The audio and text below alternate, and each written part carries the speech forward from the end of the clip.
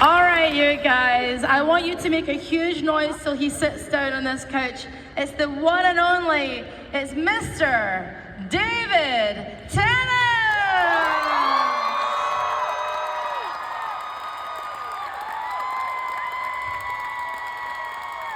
David. Hi, everyone. Hello.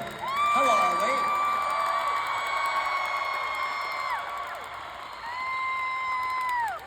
I was going to have a friend of mine come out and run the session, wasn't I? Not that you're not a friend of mine, although we don't go way back. Well, yes. I mean, we were from the same place. Exactly. Whereabouts are you from? Glasgow. Ah, well, it's near me. Yeah, it's very near. It's very close. But any minute, we've also got someone else going to come out and do a bit of...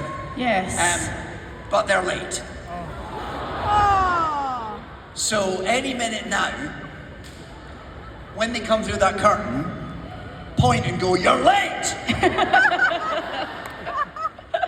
But I don't know how long we'll be waiting. So we could have a wee chit-chat. So we should just get comfortable. Should we have a wee chit-chat? Oh, I'm sorry, do you want to... No, I did want the whole sofa. Do you want to spread your legs? That's I do a little bit. Spread out. I'll take my shoes off because I'm well brought up. Hi there, David. Welcome to my couch. Oh, that's quite nice. Nice to see you, David. It's quite a comfortable sofa. So, David, tell me about your mother. It would be a very long session. Shall we just start with your dog, then? I got 2 dogs. Oh, have you? Yeah. Oh, I think our special guest is here. Are you ready? Yes. Are you ready?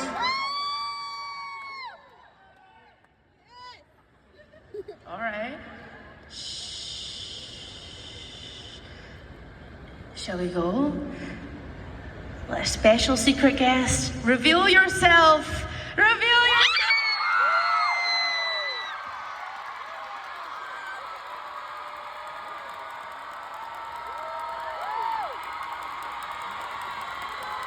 Guys, it's Catherine Tate.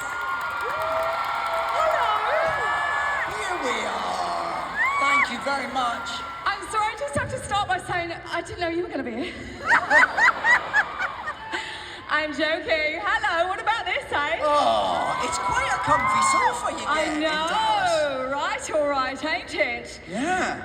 I'm supposed to be moderating this panel, but because I don't know much about Doctor Who, none of the questions are going to be allowed to be about that. Well, there's all these people, I'm they know joking. what they're talking about. They do. They can tell you stuff. Yes, no, you can all absolutely educate me. Yeah. Wowza, look at all these This is a big old room, isn't it? Lovely! Woohoo! So what are we going to do? Start the bidding off? Yeah. You've been lounging about out here. I took my shoes off. You did? Yeah. Just to get comfy. He's really... Well, you've got socks on. I do. A lot of very my good. socks have holes in them. Do they really? Do you darn your socks? You know you can buy new ones. And see, these are actually still complete, but they do have... Are they Smith? What? These are not Paul Smith, no. Oh. They should be. That'd be a prize, wouldn't it? To come up here and stroke his feet. Come up here and darn my socks. Darn your socks. I'm sure there'll be a few takers. My wife is very annoyed with me because I like to wear socks. I figure as long as When? That sounded like there was a bit more at the end of that sentence. I figure as long as this bit is still whole, this bit's in a shoe. You mean so if you've got toes coming out or bits of the, I think, why throw them away? Because we don't live in the Middle Ages. Why throw them away? I would keep a sock going for a long time, is what I'm telling you. Are you saying that she gets annoyed with you for wearing socks or for wearing old socks? For wearing old socks. Okay, fair enough. I'm with her. I'm with Georgia. She definitely prefers a sock rather than my gnarly old feet. I think. Yes, because it was that part in Lord of the Rings you had to... You weren't for. My feet were too gnarly to play a hobbit. I'm going to stand up. Why are you standing up? Because I just feel I don't know. I like... You're pacing. Because, do you know what? I know, because sitting is the new smoking, so get on your feet. No, I'm joking. No, you don't know. I know that you're jet lagged. lagged. I'm very jet lagged. Sit down. I'm sitting down. I'll just have a little nap. Have a little nap. There you go. I wonder if I could fall asleep in front of this many people. I don't want to make you nervous. I'm just not as relaxed as you. It's just like, do you know what it is? This angle's very bad for a double chin. That's true. Are we? Should we start the bidding on on the questions? Look at that. There's a lot of people there. There's a lot of people. Oh well, no, you know what we should do first of all? Oh, I like this. Find out. It's a bit like having our own chat show. Oh yeah. It's a bit like being like Graham Norm, but I can run around. We just want to find out who's come from the furthest. Oh yeah. And it better not have been us. Who's come from the furthest? Start the bidding. Hold on. Cleveland, Ohio. That doesn't count. Is that far? Hello. Cleveland, Ohio. Any further than Cleveland, Ohio? Hold on. Toronto, Canada. Toronto, Canada. Toronto, Canada. I know it's in Canada. Barcelona's. Barcelona. Barcelona's naturally winning so any far. takers off Barcelona? Australia. Australia. Is that further than Barcelona? What? Oh, what you mean because they go that way? Yes, we're not in London now, Oh love. my God! Australia, suck it, Australia! Barcelona's beat you. Someone needs to be sitting here with Google Maps fact-checking this. It's like the Eurovision all over again. I feel like we're plunging into a segment without the necessary tools. Yes, we are. We're not fact. Well, I think we're going to have to give it to Barcelona. Barcelona! Barcelona. We might not be right. Felicitación, Barcelona. So that's good, ain't it? That wastes a few minutes, so we ain't got to talk about Doctor Who. When we get our own Lots chat of show, people. is that how we're going to open every episode? Every episode, when we get our own chat show, we are going to say who's come from the furthest. I mean, by episode 10, that's going to be getting old, isn't it? Well, by episode 10, we'll have seen a map, so we know Yeah. who Well, actually has come from the Yeah, we furthest. can put pins in a map. This is great. It's all right, ain't James it? Corden's got nothing on us.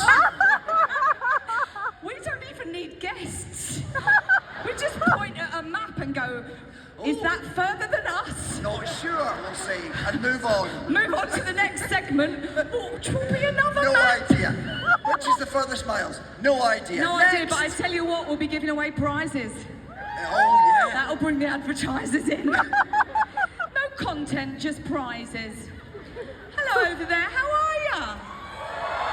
My God! It's like playing Wembley. I think it might be slightly bigger. Well, this would what it would be like, you know. Not only if we had our own chat show, if we had our own band.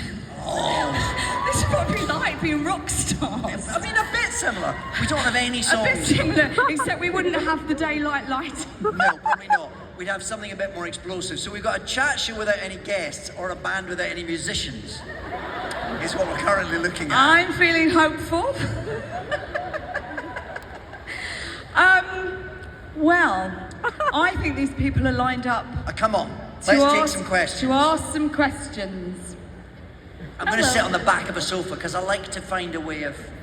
You better I make don't sure like- it don't tip up. I know that I did get Careful. a bit there. I know it's pretty solid. Solid because It's I'm pretty sitting solid. on this end of it. I don't like to treat a chair traditionally, if I can avoid it. Right. See what we're learning. David Tennant, lesser known facts. He'll wear socks till they're just threads of cotton. Yes, And he don't like to sit on a chair on the seat. yes. Very good. Thank you. You're a percher. I am a perch. You're a percher. I'd like to know where all these very unflattering photographs are going to go. They'll That turn is up a low online. angle. That is a Actually- terrifyingly low angle. You Yeah. really want to be... If anyone with any selfie skills knows Get it's there. up on a ladder, and have us look up like Yes, that. exactly. That's how you decide how you'll look after your facelift. You don't have to get a ladder. No, you do. You go like that, so it all falls back. You take a photo and you take it to the plastic surgeon and say, "This is what I want to look like." A Apparently. So it all falls back. Isn't that how you Yes. look like when you're dead? No. Well, it depends how you die. Hopefully not during your plastic surgery. Right. Well, yeah. Yeah. Oh dear, we've gone a strange route. Hello. Hello. Hello, darling. What's your name? Natalie. And Natalie, what is your question? My question is, what was your favorite scene to film together? Oh, I say this one, the next one.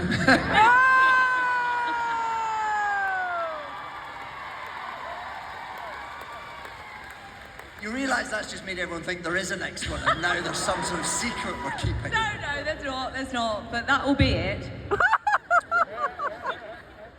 We did have some, that last little section on Doctor Who, we had some, I think the scenes with the teeth were pretty good, weren't Yes, they? I did like, well, I love a bit, I love a prop. Love a comedy, and let alone the arms. The arm, have you got it? Is your name's Natalia? That's Natalia handy. from Barcelona. That's handy. Ven aquí. I said that's handy. Oh! It's all right, she don't need me, no arm.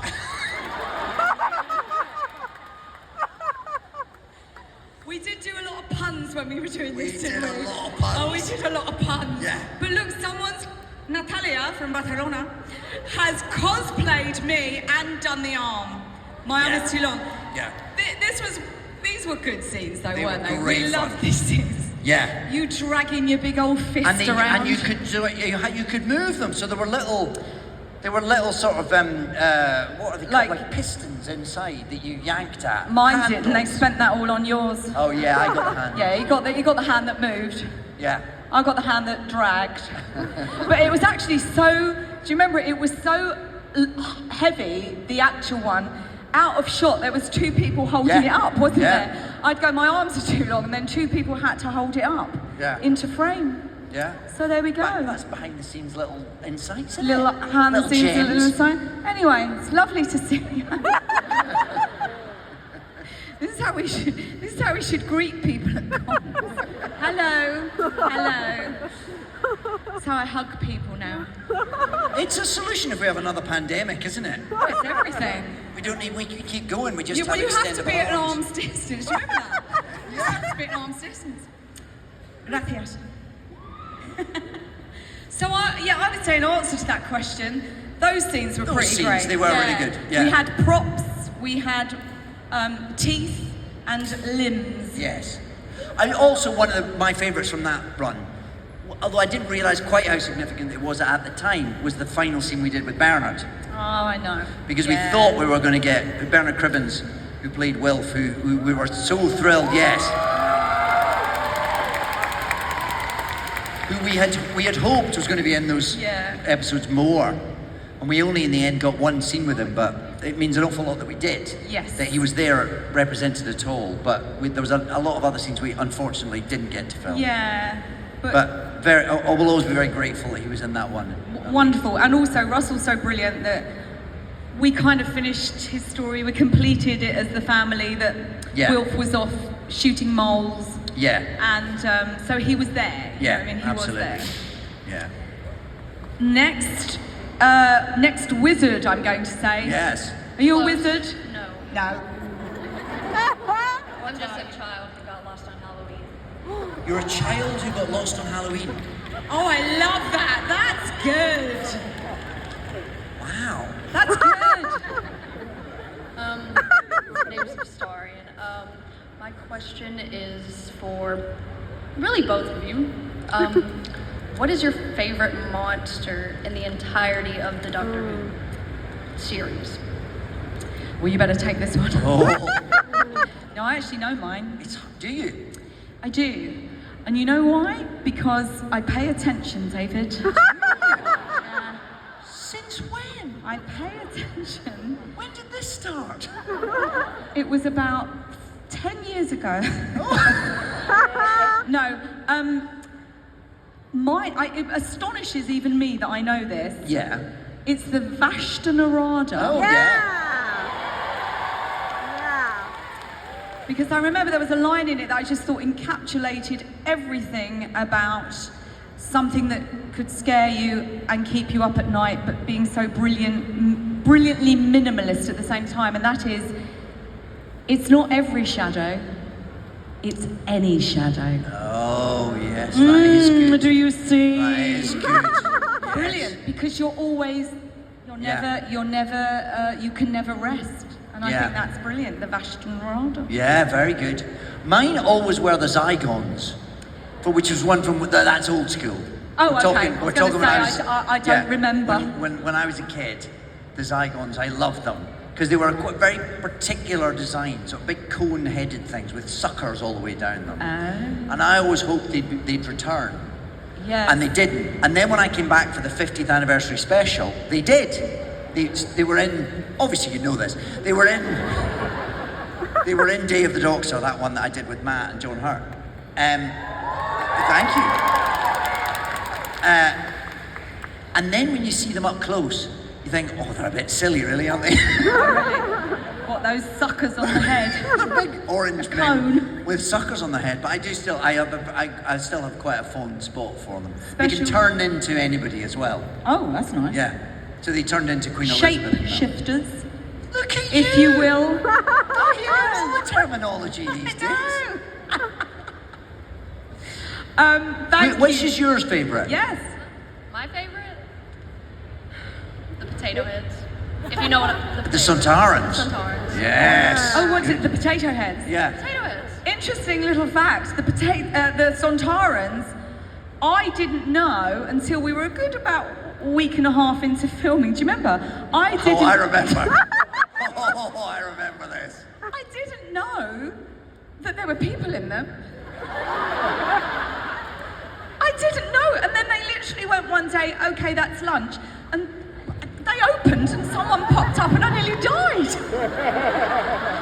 I didn't know. It's the level of budget they would have had to have for animatronics to have 10 little creatures walking about and doing scenes with people. Yeah, but what were they like, the Flintstones? With their cars? Were they going like this in their little things? What were they doing? Because I thought they were running on electricity, but I don't know that they were. They were just shorter gentlemen. Yeah, but they were moving like in cars, weren't they? No? No! Oh, do you know what? I maybe thought they were on wheels then. Maybe you That's did. what I thought. No, they were just people in suits. It was very straightforward. See, in my head, I'm very method, David. Oh, is that what it is? In my head, the Sontarans sort of like moved, not human-like, hovered. Right. Yeah. So it was a shock to me when there were people in there. Well, I remember. And a great insult to the people in there, in fact. And I apologise. Hello? Hi. Are you the doctor? Yes, I am. I thought so. I tell you, I'm really learning. My name is Indigo. I was wondering, do you actually hate pears? Oh!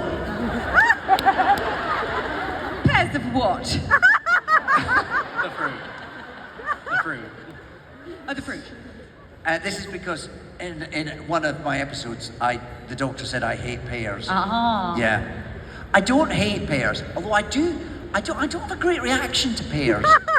Pears give me a slightly unpleasant tummy. That's more information in any I mean, way.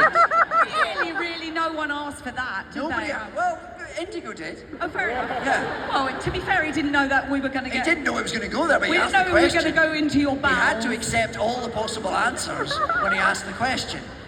He didn't put limits on the answers I was allowed to give. No, but to be fair, you can put them on yourself. I could. But I just feel like I want to share. Is it that they're sort of... This is the thing I find about pears. If they're ripe, Yes. it astonishes me that they're juicy, yet dry to the taste. Yes. They're like The dry. texture is yes, like, yeah, it's yeah, because they're mushy, but Yeah. it like absorbs, and you're not left refreshed, David. You're not left. Well, you're left on the toilet, but I'm left with the squitters, it's true. I think it's the skin. If I don't have the skin of a pear, it's quite a lot of roughage, ain't it? it's a sandpapery consistency. It isn't is quite. Especially when it comes out the other end. Sorry, that is too far. I'm really too gonna far, have isn't to it? impose. That is too much. I'm It's too sorry, much. Indigo, I'm sorry. But you did ask for it. Well, in fact, I hope that disgusting description answered your question. A tinned pear However, gives me no trouble at all. no trouble. No trouble at Because all. it's had everything taken out, ain't it? All the goodness has been taken out, and you've just left with a sort of slight which. And a tinned pear is very juicy. It It is- loses its dryness. Well, it's doesn't often in syrup. it? Syrup. Too much. It's too much. I agree. Syrup, terrible. Don't need syrup. Do you know what they say now? There's a thing called simple syrup. What does that mean? Have you ever seen it? Like in Starbucks and places, you can just pour in simple syrup, which you think, is it syrup that don't know much? It's a syrup going, oh, sorry, I thought it was honey. Why is it simple? Why syrup's not complicated? You wouldn't have thought so. Or is it just not intelligent? Yes, simple syrup. I think it's pure, I don't know, syrup. Which really is just water and sugar. We're going to have our own cooking show as well. I know. We will be beating the offers off with sticks. The cooking show will come with no skill. That's what's lacking Skill. from that one. And no pears. Yeah. And no genuine understanding of any of the ingredients. We're assuming simple syrup is just syrup that's a bit thick. Yes. We don't know. Well, until we hear otherwise, I think we should go with that theory. Yeah. Hello. Hello, my name is Seong or Ellie, and I love you guys so much. David, I'm the person who made you a necktie. Like, I sewed it and painted it. Yes, and then, thank you. And then, like, made the Good Omens non-binary pins. Lovely. Took me, like, 45 hours. Worth every one. That was a slightly worth- passive-aggressive laugh there, 45 pounds. No. It was worth every hour, I promise. And I was wondering, you guys play very diverse characters, and you're very good at embodying the what exactly like the authors and scriptwriters wanted. But how do you still like put your like sass and like flair into each character? Whoa, sass and flair. Sass and flair. That was my Thank you. That was my nickname in high school. I mean, I would say for specifically and especially for Doctor Who, I would say all the sass and flair comes in the writing. Yes. You know, so we can leave our own sass and flair at home because it's absolutely on the page, because the writers, and obviously Russell, is so fantastic at just bouncing stuff off the page and hitting you. You just absorb it, don't you?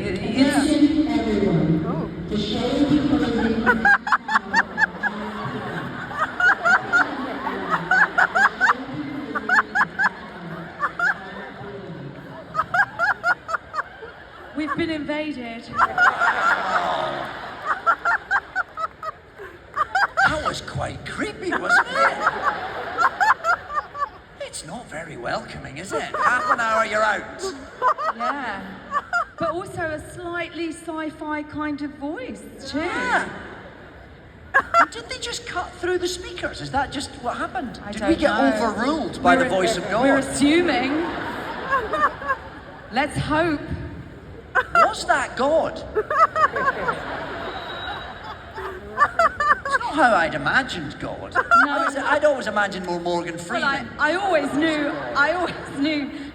knew he was a woman. Well, that's now decided. Sass and Flair, that's Sass what we're and about. Flair. Yes, that's a new show as well. That's another Yes. show. Hope someone's keeping notes. Yeah, I suppose it's just. I suppose any script you get, you kind of. It gets processed through the prism of who you are as a person and I suppose as a performer. So, if you're a sassy and flary type of performer, then I guess a bit of sass and flair is going to come out. Yeah, you're not leaving that at the door, are you? No, but it is all to do with the writing, certainly. And as Catherine says, on something like Doctor Who, it's written with fizzing with energy because that's the way that Russell and the people that, you know, the Stephen Moffats and the other people that wrote for and around Russell, that's how they created those characters. So it invited you to I suppose bring one's own sass and flair. I don't know that I suppose each job's slightly different, but the similarity about each character that you play is you, and that's the bit that you can never quite get rid of, and that you would never quite want to get rid of, because that's why you are, I suppose, the actor that you are, I guess. And you're, 5 different actors are going to have very different versions of what sass and flair might be. Yes. I mean, my sass is not your sass. No, my flair is very different. Very different from my flair. But I'm very flattered that you think we've got sass and flair. Yes. Yeah, Unity. even in Kilgrave, you're like very like extravagant. I feel More like sass than flair, or a bit more flary? trying to be flary but sassy. Oh, Reaching for flair, oh, he's a flair settling for tryhard. sass. Yeah, he was. I mean, like he was trying to look cool, I guess. But I still loved him. But He's not he was very more lovable. sassy. Well, as a character, not. Yes. I mean, he's complicated, let's just say. Now, Yeah, as yeah. much as I'd like to carry on with this lecture, Yeah. we're going to ask someone else a question. Okay, very good. Thank you so much. Thank you so much. Hello, darling. Hi. Hello, my name is Malavina. I came from Florida in the middle of nowhere, and I've always wanted to be an actor, and I'm working really hard for it. And I really wanted to know.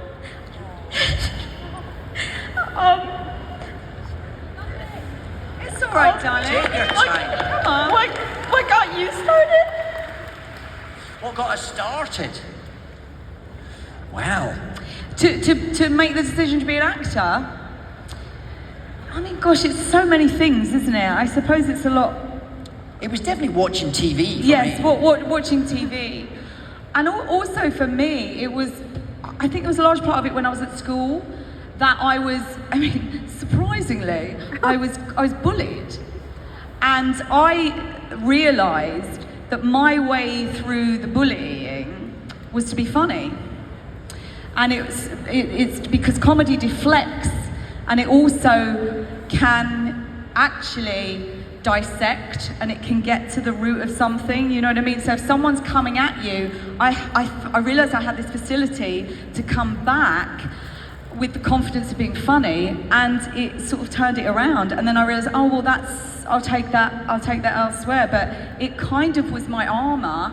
And then the other thing is, you're playing characters, and if you're someone, I was a really shy child, I felt I wasn't myself by playing the character, so I had that confidence, and that's really what put me through. But I think it was more of honestly, what got me going was a sort of, I'm not going to swear, but it's a word beginning with F, and it was a sort of FU attitude that I kind of got by being an actor. And my goodness, I hope those bullies can see me now.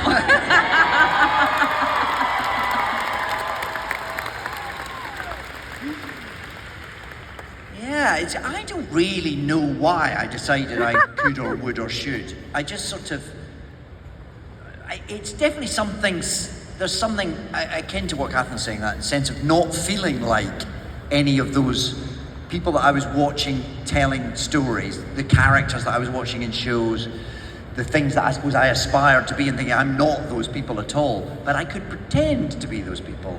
And maybe I've got a facility for that. Maybe I can sort of, I guess it was about projecting a confidence in the same way, sort of imagining oneself into the being of someone else that allowed me to feel like I could do things that I personally couldn't do, probably. But I also just thought I quite fancy that, and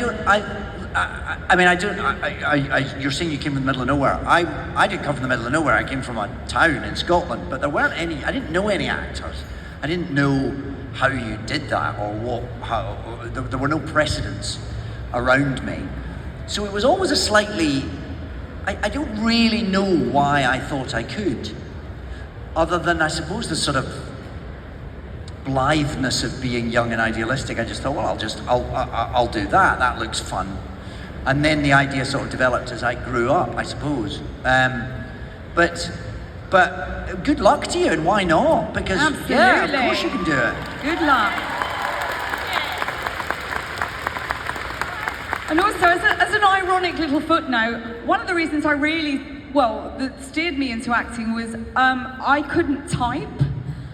And then I became the fastest typist in Chiswick. I can't type. And it was like, oh God, every job needed a typist. Anyway, so yeah, good luck, darling, good luck. Thank you so much. Hello. Hi, my name's Adelaide. So I have a question for David. Okay. Two of your most iconic roles, the Doctor and Crowley, they have scenes that span all of history. And I was just wondering, what was your favorite historical era to portray yourself in, and why for both characters? Well, both characters got to visit Shakespeare's Globe, and both times we got to film in Shakespeare's Globe, which exists in London. For anyone who doesn't know, they rebuilt the theatre that Shakespeare would have performed in with his company of players. It's been rebuilt on the banks of the Thames, close to where it would have been, and it's been rebuilt in as much kind of historical detail as possible. And it now runs as a theatre. It's got a full cycle of plays. You can go to London tomorrow and see a show there. But as a set to film on, it's the most extraordinary thing because it is completely realised. So you stand in this kind of circular place and you look around and you're in Elizabethan England. It's fantastic.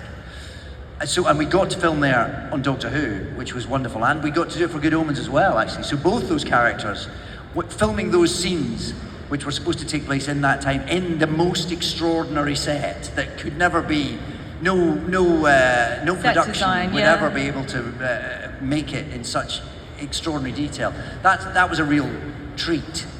So that was, for both those characters, I think I'd probably say that was the most kind of immersive experience anyway. But they're always fun, those episodes. We got to do that Agatha Christie one, which was such fun. I loved every second of being on Doctor Who. I would have loved to have done more, like where you go back. Yeah. Rather than in the future. Yeah. I would have loved to have done those ones. Yeah, for sure. I see that Shooty and Millie have just done one. I think it's just come out. I've just done one set in I think it's basically set in Bridgerton, I think. Oh really? Yes. Oh brilliant. So I look forward to seeing that. Oh, That would have been a nice one to do. Alright, thank you all so much. Thank you. Guys. Hello again. Hi. It's Lauren. Hi. Hi, Lauren. So one of my favorite underrated projects of yours, Taking Over the Asylum, turns 30 this year. Which is impossible, because I'm only 28. Okay, Campbell means so much to me, and I was wondering where you think he would be now? This is a very deep reference. I don't know how many people in this room know what you're talking about, but thank you. I'm going to do this. Watch it! This is a show I did for BBC Scotland when I was 22 or something. Yes! 30 years ago, that will have been it. And it's set in a psychiatric hospital outside Glasgow, and I played a young manic depressive called Campbell Bain. So I suppose by the end of that series, he was actually doing quite well. Mm-hmm. Despite, unlike some of the other characters, he kind of managed to kind of wrestle his mental illness into something that could work for him. Yes. So I would hope that he's still managing that, and maybe still working on the radio, and maybe he's become maybe he's Howard Stern by now. Yeah. Even better. Yeah. Oh, and in case you don't remember, I was the person who did the YouTube short on the Zoe Ball show for the BAFTAs. And also, if you've seen a 2-hour video essay about David Tennant, that was me. Wow. Thank you for your commitment. Thank you. Thank you for being so awesome. Bye. You're very welcome. Hiya. So my question is, often as an actor, you end up like working with people like quite closely, and then often you won't like see them again, like either for like a really long time or like maybe ever. And I've been out of drama school for like 1 year, and I'm like kind of figuring things out. I'm like sort of like, I don't know, how does one deal with that emotionally? Because I feel like most people, they have like in normal jobs, they have like their co-workers that are the same group of people, or like, I don't know, like that's my question. Well, I guess you do what you do. You do a lot of. Yes, unlike working in an office where you work with the same people for 10 years and people come and go, as an actor you'll work very intensely with a group of people for, I don't know, 4 weeks, sometimes 4 months, maybe a year, and then you move on, and often you never see them again. Sometimes they become very good friends, sometimes you can't get rid of them. And it's a mixture, really, and I guess you pick up. You always collect someone, though, don't you? You always keep someone from a job, don't you? I find that there's always, you always know that this time next year there's going to be at least one person in your life that wasn't, and that you know you're going to stay in touch with. Quite. You know what I mean? So it's a nice. I quite like that sort of temporary sense of permanence that you get with a job. You know, suddenly you're into a routine and it's very sort of safe and familiar, and then it goes. Yeah. But I quite like that. You do get a sort of emotional shorthand, I think. So you can bump into someone that you did some very intense piece of acting with 10 years ago. Yeah. You haven't seen them since. Yeah. You barely thought of them again, and then suddenly they'll show up, and you'll be kind of pick instantly right up, rebonded. Yeah. But you know, it's a mixture, like any set of people working in any profession. There are some people you're very happy never to see again, and the odd one you'll actively avoid. But mostly, it's a nice bunch of people. I think. It's lovely. And you're sort of all in it together. Yeah. It's a collective experience acting in something. So you're usually fairly supportive of each other. Yes. And You are all in the same boat, aren't you? Yeah. It's nice. It's a nice thing to do. Thank you. See you. Hello. Hello, it's good to meet you too. Hi. Thank you. So my question is, so after your respective roles were finished, especially with David's 50th anniversary in Doctor Who, after all that time, what was the feeling you had when you were given the call to return to Doctor Who, but also returning together? Well, it sort of bubbled into being, didn't it? Yeah, we kind of knew it was happening for a while before. We knew it was in the ether, didn't we? And you're right, it sort of bubbled into being, sort of. It's almost like a text exchange, wasn't it, or a phone exchange? And it was after one of those view-along things. Yeah. Whatever they're called. Tweet-alongs. Tweet-alongs that happened during COVID. Yes, and it was The Runaway Bride, and after it had all, everyone had watched it, Russell texted me and said, "Oh, wasn't it great?" And I said, "Oh yeah, it was so great, thank you for letting me play Donna." And he said, "The two of you were so great together." And I said, "Oh, it was such a joy." And he said, "Wouldn't it be amazing if we could do it again?" Yeah. Is what he said. He said, I've got an idea in my head, and it won't go away, and it's about the Doctor and Donna." And I said, "Come on, let's do it." And he said, "We'll never get David's. Not like, oh, we'll never get him back. No, meaning like, how will we ever get the two of you together again, you know, schedule-wise?" And I said, "Well, let's ask." And I texted you, didn't I? Yeah. I said, Russell wants to get the band back together. In fact, I think my text said, Russell wants to do it again. How do you like them apples? and you said, "I'd do it in a heartbeat." And I texted Russell back and said, "David's in, let's get the band back together." Yeah. So we kind of knew. It wasn't like a thing that came to us, although I think it then sort of like went away a bit and we assumed it wouldn't. Well, it also, because he had a very specific idea, Yeah. which I'm here to tell you now is not any of the ones we ever made. Nothing. No. This But story that he was desperate to tell, he still hasn't told it. he still hasn't told it. The story he had of the two of us has not come to No. fruition yet. But the idea then was we would do one as maybe Yes. like a special one-off, and it would be set back in the continuity as it Yes, had it was been. like an episode out Yeah. of time, wasn't Yeah, it? yeah, So to speak? Yeah. And then it went, yes, you're right, it went very quiet. Yeah. And we sort of stopped thinking about it. And These things happen Yes, sometimes. they happen. And I remember getting offered something for like the following year. And I remember him saying it wouldn't happen until it was, because this is like about 2 years, Oh, at yes. least 2 or 3 years before we came back. And I remember getting an offer for something the following year. And I thought, I'll just ask Russell. And I just said, listen, I'm sure it's gone away and I'm sure it won't happen, but I'm just checking. I'm not going to be free next summer, just in case anything was happening, and I'd obviously rather do Doctor Who. And he literally went, don't do it. Don't do it. It's happening. Right. And then it was just like, oh, right. But then the bit that we didn't understand was that not only was Russell going to engineer this one-off story, no, he was coming back, he was taking over, Yes. it was the whole thing, and it was, and come back and do like a series of stories. Yes. So the whole thing kind of ran away. Sort of, yes, it's just sort of mushroomed, I think, didn't So it? there wasn't, so I suppose to answer your question, there wasn't a moment when out of the blue we got a phone call saying, It was like a slow burn, Yeah. wasn't it? It was just like, oh my God, could we do this? Will we do this? Yeah. And then suddenly we were. It was. and it went from a kind of, oh, amazing. that would be nice, to kind of going, oh, you know, it will be nice. It to then will it sort be of nice. slowly coalesced. Yeah. And then it just felt like we'd never been away, didn't it? It was surprisingly Weird. familiar and Yeah. amazing. That 15, and I was even shocked to know how long it was. Whether I it was know. 12 years ago or before. Because I couldn't I'm believe only it. 28 years old. I've packed a lot in. And my father. So how I'm here, I have no idea.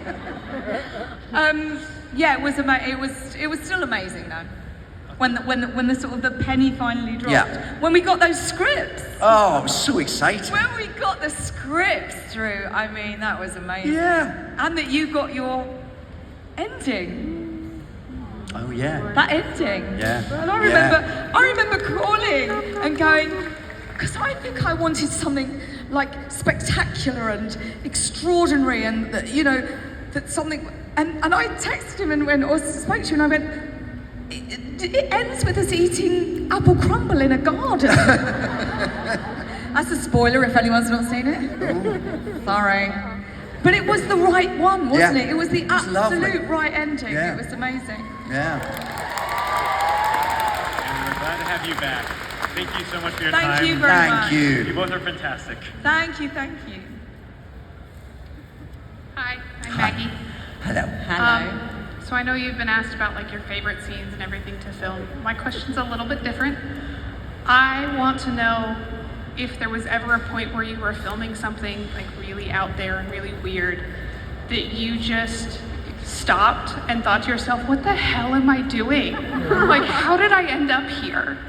And if so, could you tell us that story? Ooh. On Doctor Who? On anything, On from any anything. of your career. Oh, I barely pay attention, love. I don't know. I'm always like, when's lunch? I guess the thing is, like for example, when we're filming Doctor Who, if you do, it's surprising the things that become given, Yes. don't they? It's just surprising the things that become normal to you. Yes. Like you all be sitting at lunch with a Dalek or Yeah. something. Do you know what I mean? And then you suddenly go, wow. I mean, I guess, you know, you watched it as a kid. Yeah. There must have been the moments when you sort of pinch yourself and go, You I did can't believe lots I of moments did. where you pinch yourself, and yet weirdly, because I loved it as a kid and had sort of imagined what it would be like to be in that role as a kid. Yeah. Something weirdly kind of like, oh yeah, this is This is it. This is what Yes. this is how it was always meant to be. Yes, well, it's manifestation right there. I suppose. It yeah. is. Yeah. So sort of weirdly kind of normal Yeah. in a kind of mad, the least normal thing that is possible Yeah. kind of a way. Yeah. Which is lovely, really, isn't Lovely. it? It's Oh, I lovely mean, that we what- get to do a job that is extraordinary and sort of regular at the Yeah. same time to us, you know? Yeah. So it's a lovely Yeah. dance to do. Thank you. Thank you. It's nice that they're rebuilding the back of the hall. It's nice, isn't it? It's Yeah. nice because the show's closing in 7 minutes. You could have waited. Attention, attention. No one's going home. We could lock the doors and do karaoke. We can. This is what they really want. Hello. Hi, I'm Lexi. I was just wondering, this is mainly a question for you, David. You can answer if you want, Catherine, but mainly I want to hear your answer. So, Okay. I want to know how you feel and how does it make you feel when you see how obsessed we the fans are about you in particular. Like, I've seen I cried. Like, we've just been crying after seeing you and freaking out. How do you feel after that? How does it shake you to your core? What? Coming to events like this is never-endingly lovely. Because, and I get, this does go back to me watching Doctor Who as a kid and being mildly obsessed. I get it. I absolutely get it. So I know why it's exciting to be... You cried? Listen, I queued up to meet Tom Baker when I was 10. I remember feeling impossibly giddy about the whole thing. So it was, I've been there. I get it, and it's so lovely. And these are such lovely environments.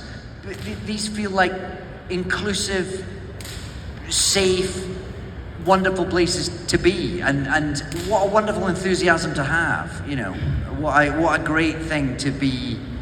What a great thing to love. What an exciting, creative. You know, to be into these kind of shows and these kind of genres, it's mind expanding and cool and funky, and I think it's nothing but positive. So it's lovely to be here on either side, I think. And I'm also very aware that we carry a show with us that means a lot to people, and we become the sort of The custodians. yes, of it. Yeah, and the representations yes, that's of that. right.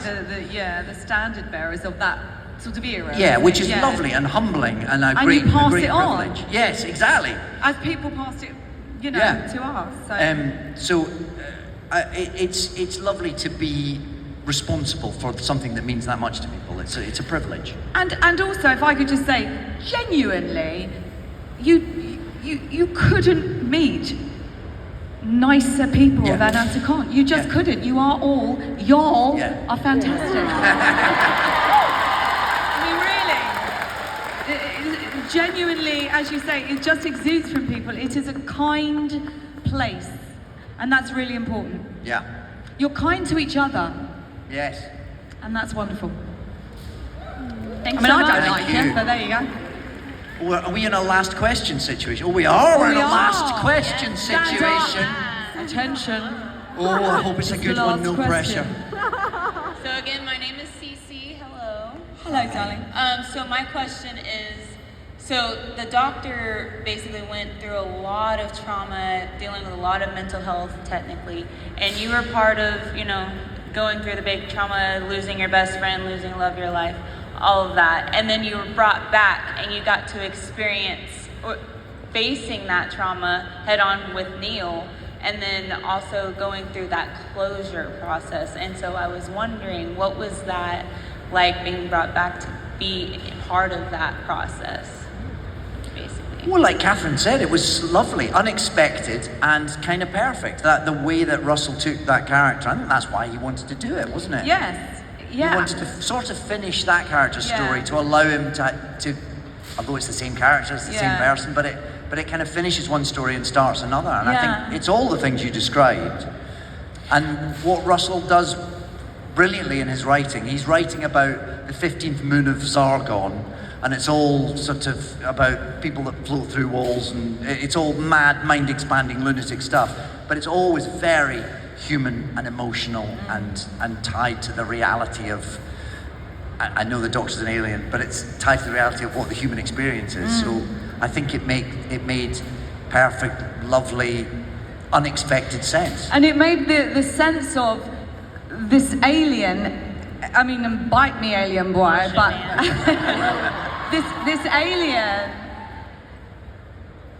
ended, well, this part of the story with a very human experience, didn't you? And even by saying, I've got my best friend, my mother-in-law, do you know what I mean? It sort of crystallized down into, as you say, a very human, basic, emotional need that he knew the Doctor needed, and that Donna was the one to bring it to him. So it was, honestly, I'm sure, our privilege to do it, wasn't it? Thank you so much.